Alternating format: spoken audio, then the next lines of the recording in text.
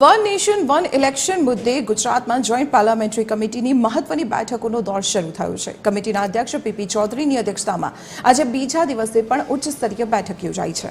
આ બેઠકમાં સમિતિના સભ્યો, મુખ્યમંત્રી, વિધાનસભા અધ્યક્ષ તેમજ વિવિધ રાજકીય પક્ષોના અગ્રણી નેતાઓ સાથે વિસ્તૃત ચર્ચા વિચારણા ચાલી રહી છે। આ પૂર્વે મુલાકાતના પ્રથમ દિવસે કમિટીએ રાજ્યના મુખ્ય સચિવ અને અન્ય ઉચ્ચ વહીવટી અધિકારીઓ સાથે વહીવટી સજ્જતા અંગે બેઠક કરી હતી।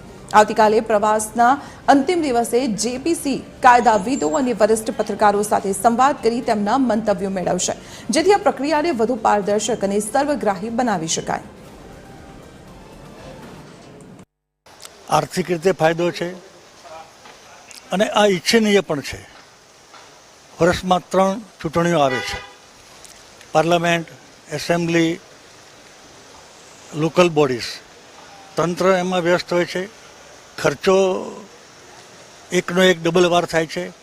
આ બધું જોતા પરિપક્વ નિર્ણય સરકારે અને પાર્ટીએ કર્યો છે। ત્યારે અમે કેન્દ્રે 129મો બંધારણીય સુધારો જ્યારે કર્યો છે એને સમર્થન આપવા માટે અમે આવ્યા છીએ। આ ઇલેક્શનના કારણે એક્સપેન્ડિચર ઘટે છે એ તો વિષય છે જ, પરંતુ સાથે સાથે ગવર્નન્સ,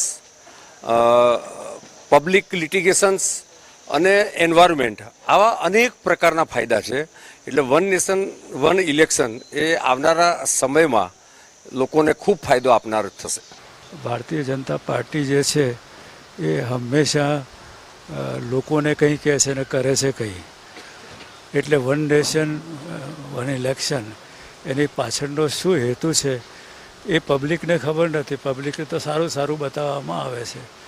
એટલે અમે કહીએ છીએ કે આ શક્ય નથી તમામ રાજ્યોમાં, કારણ કે એની કોઈ ગેરંટી નથી કે ગમે ત્યારે કોઈ બી સરકાર એક પડી જાય અથવા તો તોડી પાડવામાં આવે। અને ભાજપનો એ હંમેશા એજન્ડા રહ્યો છે કે ક્યાંય પણ કોંગ્રેસની સરકાર બનવા નહીં દેવી અને તોડી પાડવી ચૂંટાયેલા હોય તો।